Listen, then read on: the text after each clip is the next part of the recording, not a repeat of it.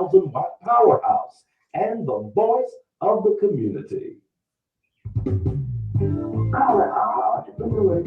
Hey, that's me, Samaya Sims, your host for Youth Talk, where we are creating environments catered for the youth and parents. The sanctuary is created where you can speak openly to me about matters of the heart.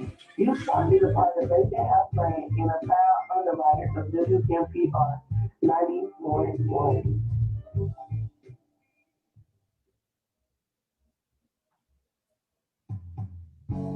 Shy Jackson, Shy Jackson, Shy Jackson,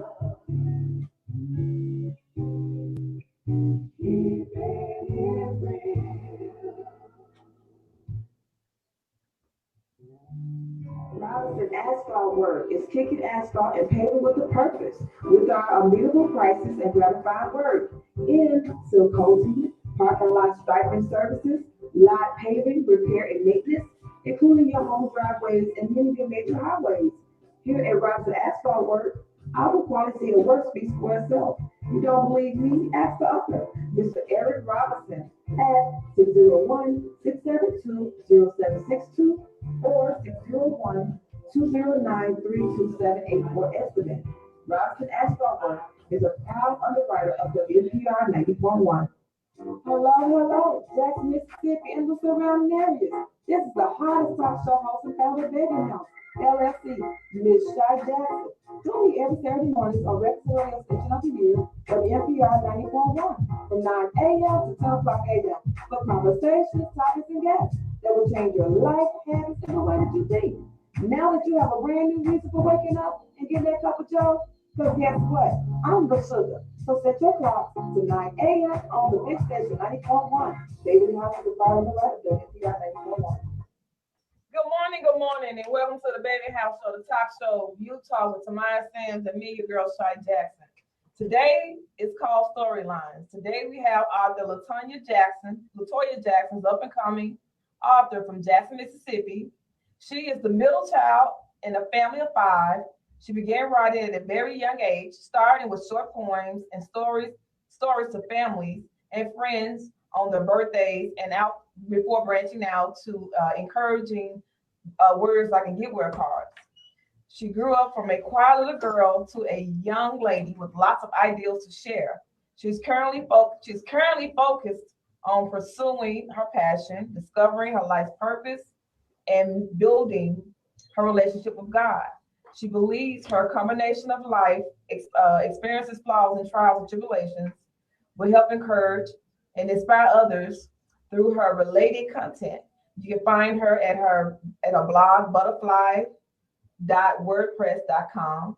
That's BLUETBUTTERFLY.word press.com, and on her podcast entitled Lesson in Every Day, this journey called life. Good morning, Miss Latoya Jackson from Cheyenne, Wyoming. Good morning. Good morning. How you doing with us? Welcome to Utah, the talk show with me, Chaplain Shy Jackson, and here in the guests we have Fatima Wansley and my father, Carl Wansley. Okay, we have Fatima. Yes, ma'am.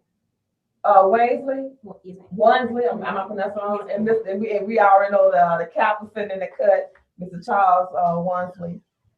So Miss, let's get right into the show. Storylines. So Miss Jackson, tell us a little bit about yourself as far as like your book and everything. We call LJ Wings. Yes, LJs Wings. Yes, ma'am. Tell us a bit about the book and what inspired you to start writing.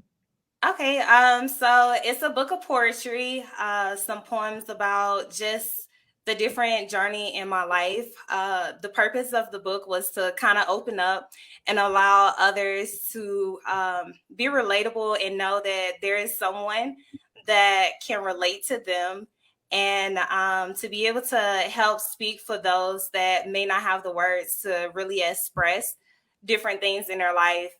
I actually prayed about it. So the purpose of doing the book was to start my journey into freedom. So your journey to freedom. And so what was, you said your journey to freedom, can you give us a little bit more background into that? Because Yes. in your background, you have a very diverse background in the things that you do. So this journey that I'm on, freedom, is a part of my healing, being able to actually forgive my past, forgive myself, forgive others, be able to actually walk into healing, and just having a transformation in my life, and actually building that relationship with God, and the growth that I'm taking place. So that's a little part of the freedom journey that I'm on. So what inspired you to actually write LJ's Wings?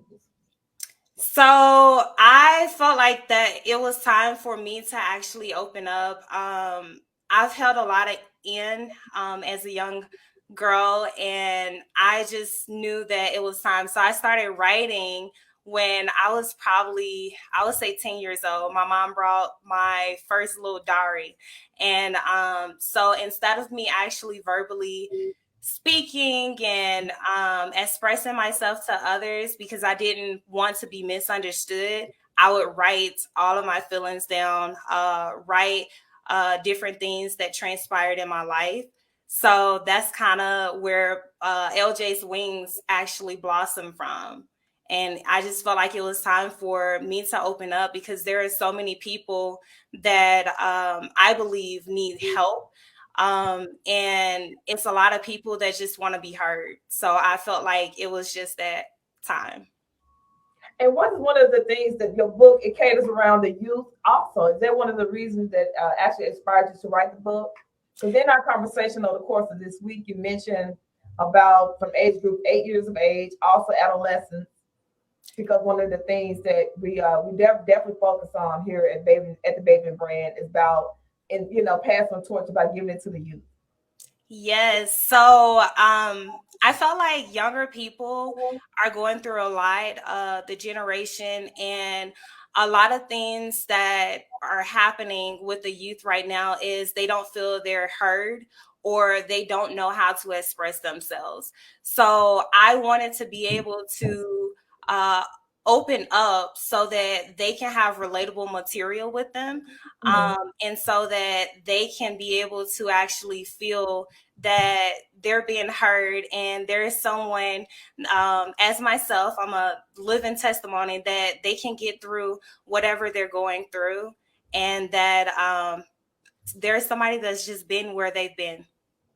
So give us a little bit, just a little bit more personal. What happened to you? Because every good author, every good writer, there's a storyline. It's like you are really writing your own story. You speaking your own truth, what you experience. So for someone that's 8 years of age, what happened to, like, what happened, if something you would want to share that happened to inspire you to even write a poem? And give an example of one of those poems. Okay. So growing up, I feel like I was probably bullied, picked on, as a little girl, just because I was different. I spoke different. I carried myself different. And I was like a bookworm too. So it was just little things, comments that other kids would make. I felt like I was a misfit. And the different things that I felt was like bullied and talked about, and just like an outcast. I felt like that was something at a young age that wasn't right, but how do I express it, right? I didn't want to be the person to bully anyone else or retaliate or react back to it. So instead, I would write down how I felt instead of being able to actually react to how they were reacting to me. And what was some of the comments that you were? How old were you, first of all? And what were some of the comments that they would say to you that you were being said about? So the main thing that I dealt with growing up was about my looks. So I was a very, very skinny or slim female. And so a lot of it was about how I looked, and it actually discouraged me from participating in a lot of activities because the comments would be like, you shouldn't run, you shouldn't go out and be a cheerleader or anything like that because you're so skinny, like you'll just be like bones out there. And you know, when you're younger, yes, it hurts, but you don't know the impact until you get into like your teenage years, because you're like, okay, I never pursued like what I really wanted to in school because of comments like that.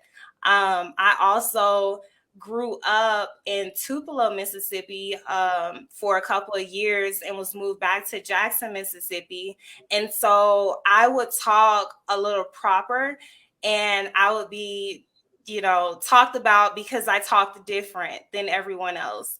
And Was the color of your skin, I mean to cut you off, I'm just trying to, I'm just curious. Was the color of your skin ever an issue? the color of my skin, Yes. I would say only in Tupelo, probably when I was in Tupelo, when I was a little girl. And surprisingly, I was not even 5, but I remember us being the only Blacks in the whole community at the time. So me moving back to Jackson, I'm gonna be honest, like I had comments where they're like, why do you talk whites, you know, and different things like that. So when I actually came back and started going to attending schools in Jackson, Mississippi, I didn't really acknowledge like color difference, but I know that that was like a nickname that was given to me, white girl. So that's a little bit of kind of what I've dealt with, but not so much of, I guess, hey, because you're Black, you know, you're different or anything like that. And what's the poem that's in your book now? Because you actually, like I said, the book that you actually have written, what was one of for an 8-year-old? They wanted, if the parent wanted to go and actually get your book. Okay, so at the age of 8, I picked this poem called "Who Am I?" because I believe around 8 years old, you start actually asking questions about who you are and trying to figure out a little bit at that age. Like you're starting to be curious. So this poem is called "Who Am I?" I'm a little star ready to go out far. I am as fast as a car. I am a kitten ready to be found. I am like a small flower that sits still and looks around. I am marvelous and splendid. I am fascinating and boring. I am stunning, but the world knows me as LaToya Jackson. And so I chose that poem because I feel like as a 8-year-old, once you start identifying different things of the world and start trying to relate, you start identifying things that you like. Maybe as a little kid, they start identifying their favorite movie, their favorite superstar, or their hero. And so instead of "But the world knows me" as LaToya Jackson, I felt like that would be something that an 8-year-old can start putting their name to identify themselves as, you know, you are a star, you are fascinating. It's just encouraging words, things, because kids are innocent, like they're little, they're innocent. And when I was younger, that was something that I had to keep in mind and keep myself encouraged by thinking about the positive aspects that I had as a child. And so I know they said you never want to give your age out. Like in a couple weeks, I'll be 50. I have no problem giving my age. But just to show the generation and ask for the age group, how old are you? I am 31. So this is doing like a relevant time that, you know, everything you're going, because times are always changing and things are never the same. So how was life for you when you were 17 years old? Oh gosh. When I was 17 years old, a lot of peer pressure, I do think at that time, I was still getting maybe like bullied a little bit, or I would say kind of like talked about too. But I did start at 17 to try to figure out like more things, like go after things that I really liked. But I still was in a shell because of the environment that I was in, like high school. It was good to an extent, but it was a lot of peer pressure. It was a lot of miscommunication, being misunderstood. That's when like relationships, you trying to be in relationships and stuff like that, and wanting to fit in. So it was a different community in my teens. Give us an example. If you can do like a flashback of some of your fears, because a lot of times, they said back in my times, kids should be seen and not heard. Basically, you listen to your adult, you listen to it's like basically you don't have a chance. For me, writing and getting off to myself was a way to express how I am feeling at that time, which was a benefit. But then at that young, what were some of the things you had to deal with? Like for me growing up, I talk fast and I stutter if I don't slow down some. Or like you said, being different, being unique, it was a lot. But one of the things was, trying to not to love on yourself. What were one of the things that you, being at the age of 17, had to deal with? I dealt with some insecurity, I would say, just because I was stage fright. I didn't like the spotlight or anything like that. I was always in my books. Like I was more trying to be under the teachers, learn different things. So I would have probably been considered kind of a nerd, but I didn't really use profanity. And so I was peer pressured into profanity usage. So I would be talked about and I was like, you don't even cuss or anything like that. I was actually peer pressured into a relationship.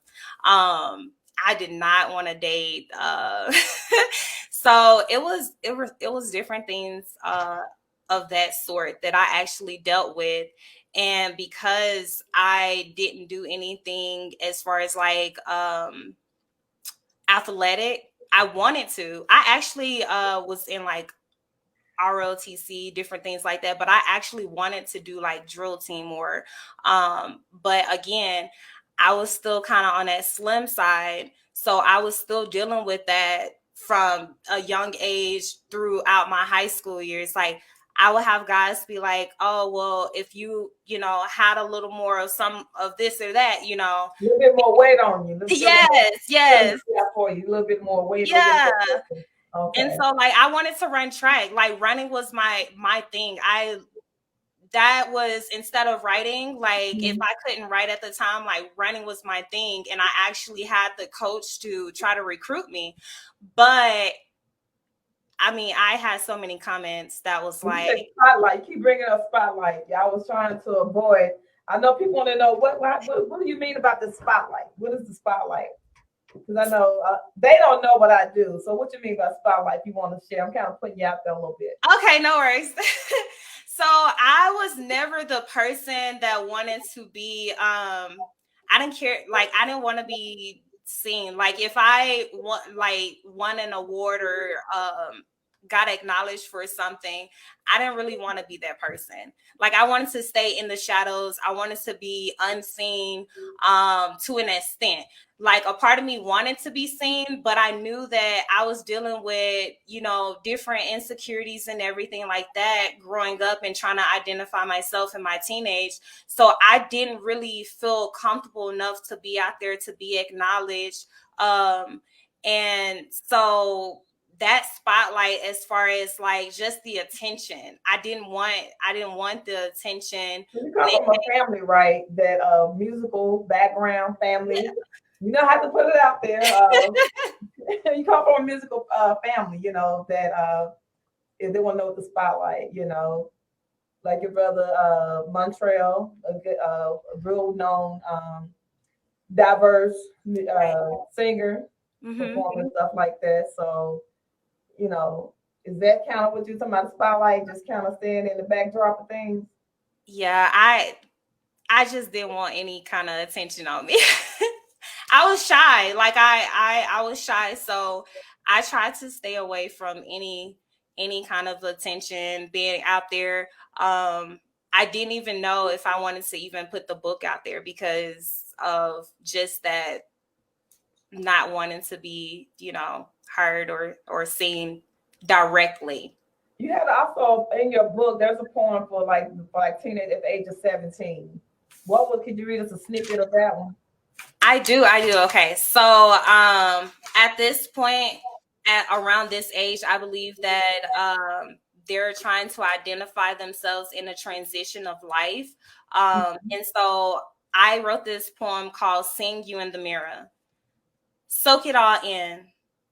Take time to reflect on where you've been. The new journey has set. Each experience has provided a new outlet. Don't hold back. Sometimes you have to backtrack. You may still fall. Get back up and persevere for the long haul. Breathe and relax. Reach your highest climax. Don't ever let no discourage your progress. Always remember you're blessed, even when it looks like a mess. You may travel alone in some seasons. Let that be motivation to go higher in all regions. Ensure some self-care time. Being selfish for your well-being isn't a crime. Love you for you. Embrace your breakthrough. Excellent, excellent, excellent. And now this other career, you have multiple careers. You like me, you wear many different hats. But it's one in particular that you, like I said, keep talking about this spotlight. And at this part of the show, the whole purpose of you writing is for you as an outlet to kind of during your teenager years and your adult life to kind of deal with your insecurities and dealing with different things that you go through. But also it helps to put what you're doing now. What is the other thing that you're actually working on that you have not just put all the way out there yet? Yes, ma'am. Oh, People don't know that you also do. Because don't you like an accomplished writer, performer, singer? So yeah, so I've written probably over, I'm sure for sure over 50 songs that I have not put out there yet. But that's in the works right now to be looked over. So yes, I do sing a little. And then we're talking to family of singers. I know I'm trying not to put it out there after respect for them. One of the things, the reason why is because people don't know that that you are an accomplished songwriter, right, along with being an author. So you want to give your flowers while you're alive. I definitely do believe I am my brother is a keeper, and one of the things we want to put it out there, we want to speak things to existence. Right. It's time. God has blessed you with multiple gifts, so it's time to share it with the world instead of just hiding them. Trying to hide it and all that. Because that's being selfish. So definitely, where can they buy your book at? So LJs Wings can be found on Amazon. You can actually do the ebook through Kindle, or you could just buy the paperback on Amazon.com. And so one of the songs that you have been really that you have written, what was the name of this song? So I have a song titled God's Given Me a Window, and I'll give you guys a little bit of it. The background of it is just, I was in a dark place, and I had the opportunity to relocate with my family. We moved to a new neighborhood, and it opened doors for me so that I can actually start seeing something brighter and have hope again. So someone in the chat said, "Sing girl." Miss Brown, I don't want to butcher her name. R. Brown said, "Sing girl." All right. God's given me a window, so now I can finally see the sunlight shine on me, and I know everything will be all right, no matter what you're going through. God has all the answers for you. When you feel down and hurt inside, You can talk to Jesus. He will talk to you. For you who are going through problems, you need to seek the Lord on what to do. God has all the answers for you. Kudos. Again, I'm about to cry because it's like a bittersweet. The whole point. I want people to know you calling from this interview is all from Wyoming, Cheyenne, Wyoming. Yes, And to all your friends that's in Turkey that you've been prepping for this week, and definitely I'm good. I don't know what to say at this point. But keep up the good work. You have Stay Connection. Also, you have the podcast that you do. I do. So you can find my podcast on Apple Podcasts or Spotify, and it's called Lesson in Every Day. And daily, Monday through Friday, I try to have something uploaded early in the mornings to help inspire you to get your day started. Any words of inspiration? Yes. So you guys, I just encourage everybody to stay positive, stay encouraged. And I always tell everyone, including on my podcast, to don't forget to smile, because at the end of the day, even if you don't feel like smiling, your smile may be the only smile that someone sees that day, and they may actually need it. So those are my words. I want to thank you for tuning in this morning with You Talk with me and Tamaya. And also in the house and bringing on storylines. We definitely want to keep in contact. And thank you for sharing your gifts with us this morning. Thank you. Thank you. This morning, we're going to go to commercial break. Be right back after these words. Our word is